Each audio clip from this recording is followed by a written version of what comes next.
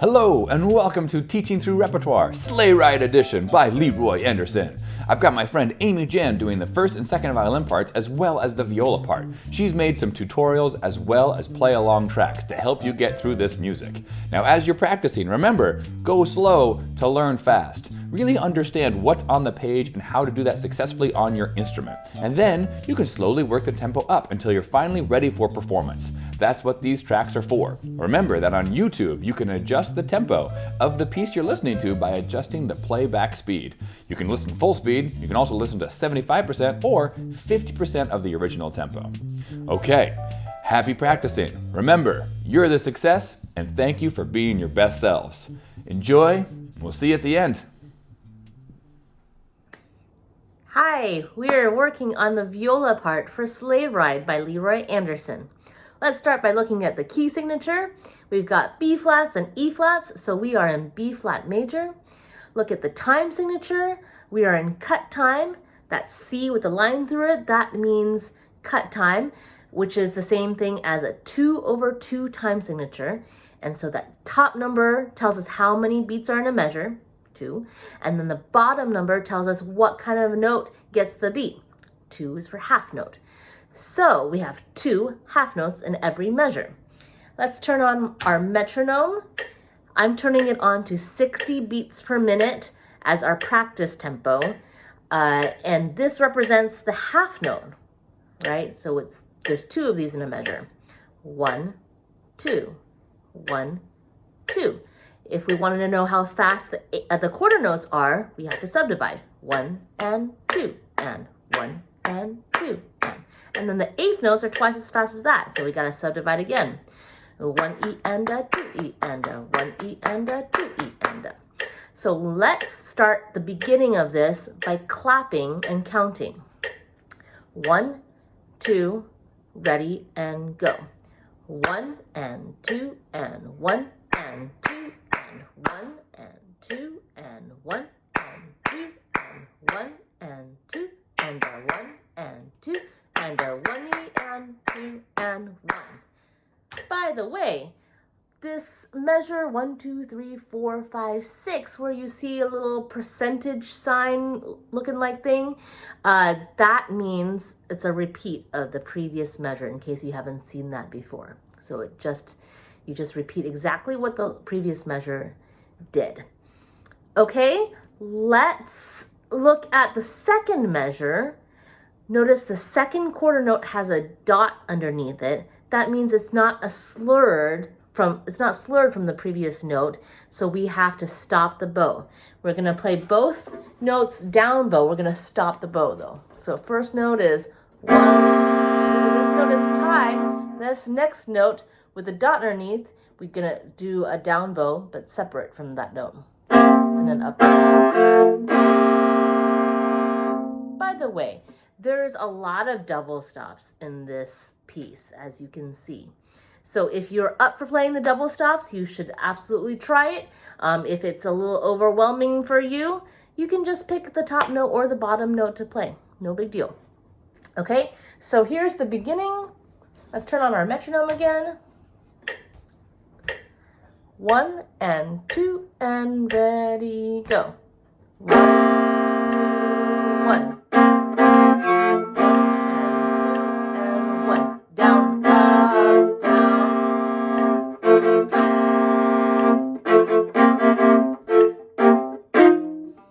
Now, if you are doing the double stops, you might find that sometimes you have to be creative with your fingerings in order to play both notes at the same time. This chord that we ended on, it's an F at the bottom and an E flat on the top. So if we were in first position, we wouldn't be able to play those 2 notes together because there's a G string in between that in the way. So if you play that in third position, first finger on F, third finger on the G string on E flat, now we can play both of those 2 notes together as a double stop. So you would have to shift to third position to get that note. Going on, we have piano. 1 and 2 and ready and go. 1 and 2 and 1 and 1 So that takes us all the way to A. Starting at A, we've got all these upbeats. 1 and 2 and 1 and 2 and. Let me tell you a little trick, so that we can stay in time and we don't stray from the beat. We want to always feel beat 1 even though we're resting on beat 1. So when they're on beat 1, I like to use that beat to put my bow on the string. So I'm putting my bow on the string on beat 1, and then on the end of 1, I move my bow. And then on the rest on beat 2, I put my bow on the string and I move on the end. So slow motion would be 1 and 2 and 1 and 2 and. So each count, I'm using that beat to put my bow on the string. Now, when we get into a faster tempo, it becomes kind of fast to be able to do that on every rest. So when we're playing in full tempo, I tend to just do that for beat 1 and not so much for beat 2. So it's more like 1 and 2 and 1 and 2 and 1 and 2 and 1 and 2 and. But let's try that, starting at circle A with our metronome. 1 and 2 and ready, go. 1 and 2 and 1 and 2 and 1 and 2 and 1 and 2 and 2 and 1 and 2 and 1 and 2 and 1 and 2 and ba da bum bum bum ba da dum. 1 and 2 and 1 and a 2 E and a 1 and 2 E and a 1 and a 2 E and 1.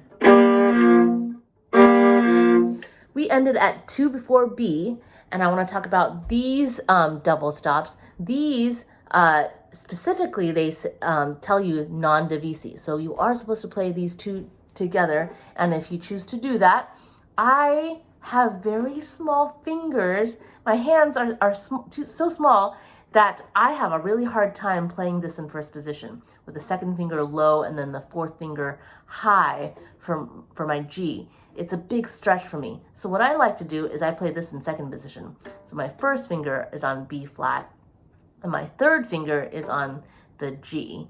And that way I don't have as big of a stretch between my 2 and 4. And I can do. Okay, so that's a little tip if you have small hands like me. Okay, we are at letter B. More offbeats. Let's turn on our metronome. 1 and 2 and ready and go. 1 and 2 and 1 and 2 and 1 and 2 and 1 and 2 and 1 and 2 and 1 and 2 and 1.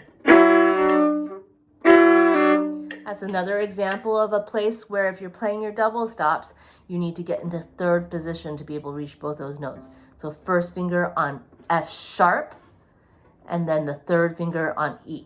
F sharp and E, and goes to D.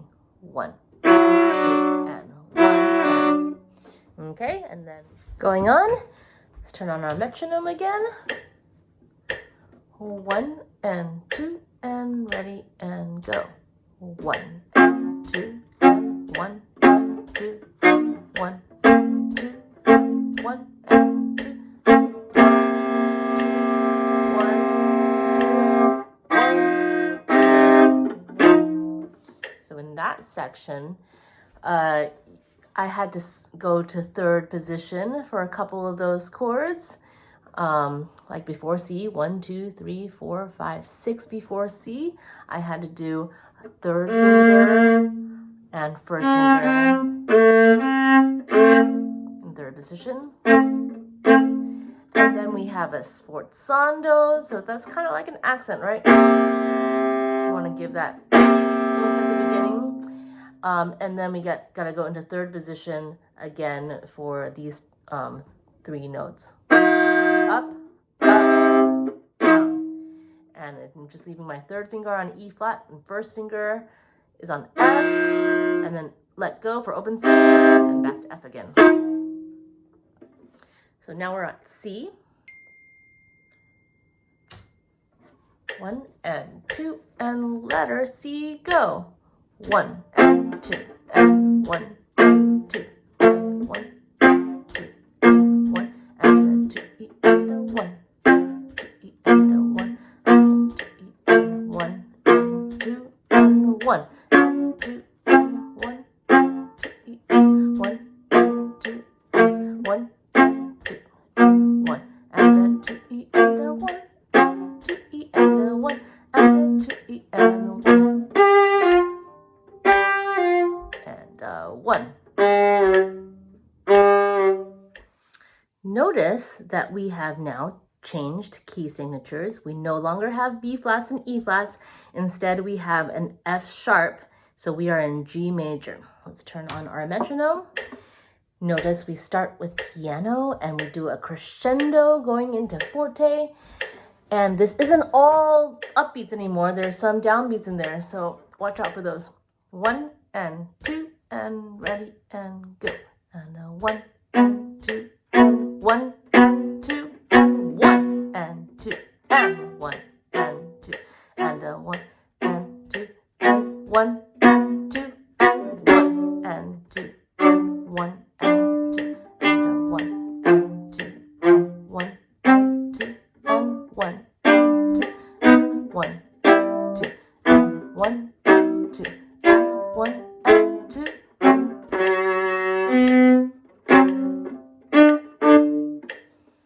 Four measures before F, we have forte, 1 and 2 and 1 and 2 and 1 and 1 and 1.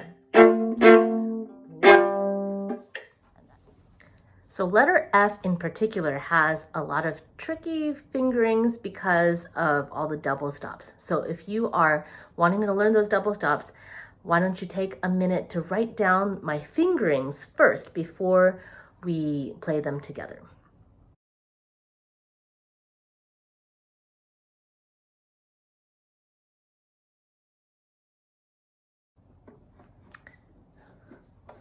Okay, so each chord at letter F. First one. Next. 3 and 4. 1 and 3. This one we need to do a low 1 and borrow our second finger to play the A. Open strings. 3 and 4. Low 1 and 3. Open and 1. Open strings. Low 2 and 4. Low 1 and 3. Low 2 and open. Low 2 and open. This one I'm going to do a low 4 for D flat and a regular 3.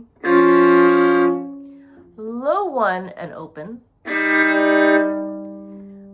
4 and 3. Low 2 and 3. Shift to third position. 1 and 2. 1 and 4. 1 and 1. Shift back to first position. 4 and 3. 2 and 3. 3 and 4. I'm going to use my fourth finger for C sharp, a low 4, and a second finger for E. And my third finger was already down on C, so I use that as a reference. I put my fourth finger next to it, and I put my second finger next to it. And then my next note, I have 3 and 1. 4 and 3. Low 2 and 3. Shift to third position. 1 and 2. 1 and 4. Shift back to first position. Low 1 and borrow my second finger. I'm in half position, so it's a half step away. And next measure, 4 and 3. Low 2.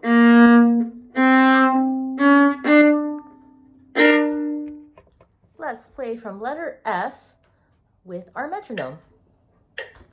1 and 2 and ready and go. 1, 2.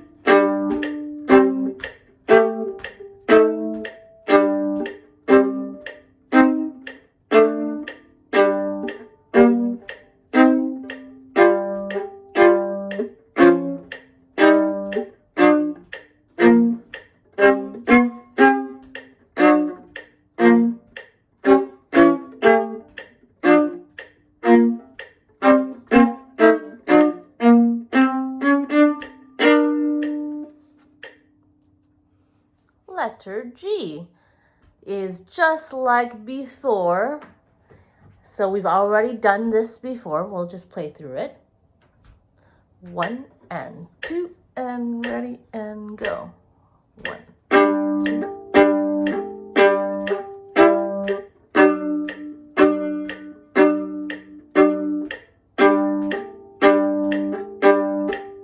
Shift. 1, 2.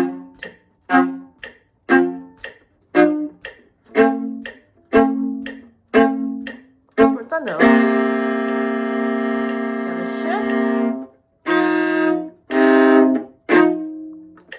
We are at letter F. Set, ready, and go.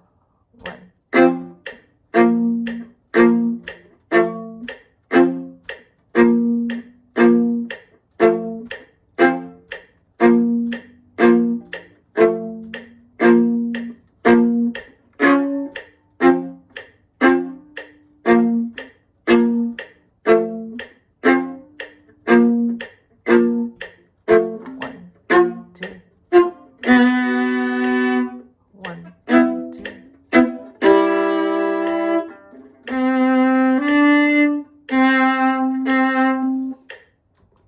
Okay, notice that before I, 1, 2, 3, 4, 5, 6, before I, you had to shift to third position to get those octaves. And then we shift back down to first position for F sharp and B, straddling 2 strings with their second finger.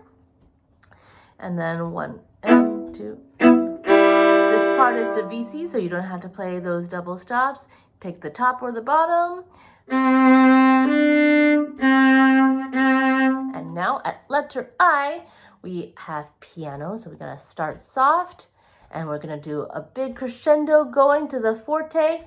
And then the sforzando piano means that you need to grab the string, use this finger right here to grab it. You want that sound at the beginning, but right away you're going to release that sound so that it's at a piano. So what that'll sound like, it's on an E flat, right? So it will sound like a grab and release.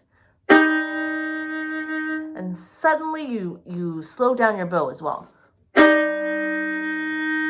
And then you got to make sure you count through all those tied whole notes. And then there's a crescendo right before you stop. And then the very end is, you have grace notes. So we have open G, A, and then you end on B flat. Okay, let's start at letter I to the end. 1 and 2 and piano and go. 1, 2,